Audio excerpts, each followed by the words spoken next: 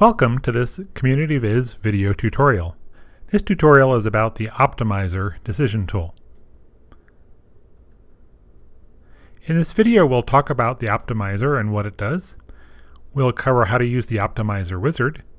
We'll talk about viewing results. And we'll give some additional information about the way Optimizer does fractional choices. The Optimizer is intended for advanced users who are already familiar with CommunityViz and comfortable with a certain amount of mathematical analysis. You may find that the Suitability Wizard meets your needs. They're both about evaluating features on the map according to characteristics. The Suitability Wizard simply gives every feature a score in terms of its suitability. The Optimizer goes a step further and says, what is the best combination of features to choose to achieve some goal, subject to overall resource limitations, such as, for example, a budget? Let's go through a conceptual example first. This one is often used to talk about optimization. It's how much ice you can put in a glass. And the message here is going to be that the best individuals are not always the best combination. So those are ice cubes on the left, and this is a glass. Your first reaction might be to put the largest ice cubes in, but it turns out that doesn't work because you overflow the glass. A better solution is to put in the largest ice cube, but then also some of the smaller ones to get the optimal solution. That's a conceptual example. Here's a few planning examples. The most classic is which parcels to conserve given a budget. You're trying to maximize your conservation value, but you only have so many dollars to spend. Another example is, let's say you had to choose 3 retail sites that together serve the most people, but also take up less than 10 acres of land. And then the third example is a more complex but real-world example in which you're trying to decide which projects to develop, and you want to get maximum yield, but you also have minimum requirements for, say, mix of residential and commercial. So let's look at a real example in CommunityViz. I'm looking at an existing analysis that I've already been working on. The colored parcels are different kinds of open space, and in particular the purple ones are community gardens. The hypothetical story of this demonstration is that I want to raise money and purchase that land outright for a foundation that's going to maintain those community gardens in perpetuity. To make the analysis easier to understand, I've exported those features into their own layer called Community Gardens. I can find the Optimizer wizard on the Scenario 360 Decision Tools toolbar. It looks like this. That's also available from the Scenario 360 drop-down menu, Tools menu. For purposes of this demo, I'm going to use an existing optimization I've already set up. Optimizations are saved as an indicator. I could also set up a new one or run an existing one. And the one I've set up is called Garden Preservation.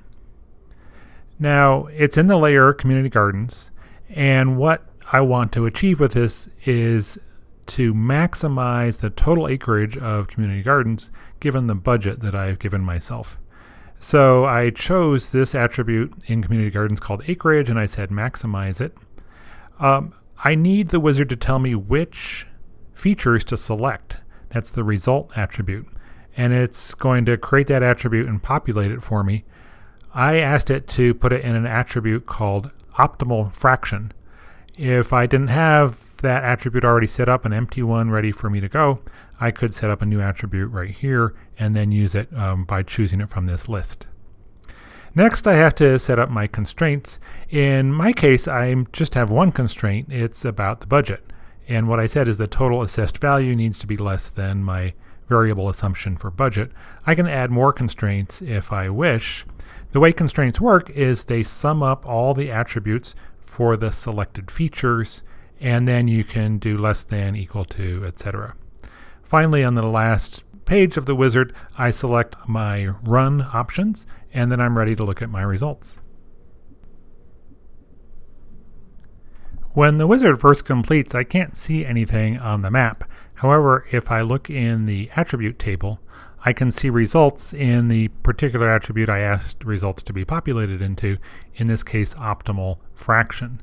If I want to see those on the map, I may want to change my symbology appropriately.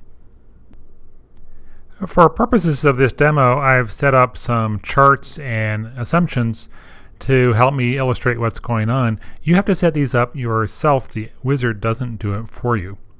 So here's my new symbology. I have green for the community gardens that the optimizer has chosen for me.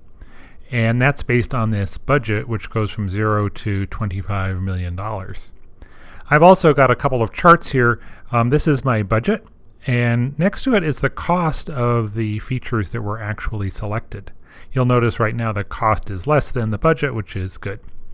And some tracking statistics, how many acres I've managed to purchase, the number of community gardens I've purchased, and the cost I'm paying per tenth of an acre. Now, I had left the optimizer set to update when anything else changed. So if I were to change my budget and run an update, the optimizer runs again, and I get new results. Here now my budget is $39 million and my total expense is 38.9. You can see here that the wizard is selecting a number of parcels. It's not always the largest, not always the smallest. It's the right combination to fit as perfectly as possible into my budget while maximizing total acreage. This kind of optimization is computationally intensive. The optimizer runs very quickly on small computers, but it does that by taking a kind of shortcut that you should be aware of. If you look at this optimal fraction attribute, you'll see ones in the features that have been selected. That's how these are turning green. And you'll see a lot of zeros in features that have not been selected. You'll also always find one feature that has a fractional result. That's a number between 0 and 1, which is the optimizer saying it would like to choose part of that feature. That may or may not be realistic in real planning situations. To illustrate what's going on here, I've added some more to my analysis. I've set up a variable assumption that either uses or doesn't use that fractional choice. So if I change my result, my analysis to use that fraction and update once again, what you'll notice is that my cost and budget now match exactly. That's because the optimizer took just part of a feature and filled in the gap. So that allowed it to run much faster. It produces very good results, but they may not be mathematically perfect, and you should be aware of that depending on your particular needs. Thank you for watching this CommunityViz video tutorial. For more video tutorials and CommunityViz resources, please visit the website.